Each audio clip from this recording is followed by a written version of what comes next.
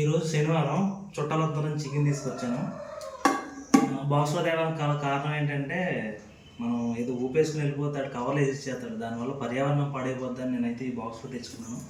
So రేపొద్దున ఆదివారం కాబట్టి నువ్వు కూడా వెళ్తావు చికెన్ కోసం. అలా వెళ్ళేటప్పుడు ఇలా స్టీల్ బాక్స్ తీసుకెళ్ళు, ఇంట్లో ఉంటుంది కాబట్టి పర్యావరణాన్ని అయితే కాపాడు. ఇంకోటి నేను ఇలా చెప్పడానికి రీజన్ ఏం లేదు, మన స్వామి వివేకానంద గారు చెప్పిన మాటలు అనమాట. విశ్వవంత ప్రయత్నం అయినా సరే అది నీ ఇంటి నుండే మొదలవ్వాలి. సో నేను మారాను, నా ద్వారా నువ్వు మారుతావని నేను ఈ వీడియోని అయితే షేర్ చేస్తాను. ఈ వీడియోకి నాకు లైక్లు అవసరం లేదు, ఫాలోవర్స్ కూడా అవసరం లేదు, మార్పు అయితే కావాలి.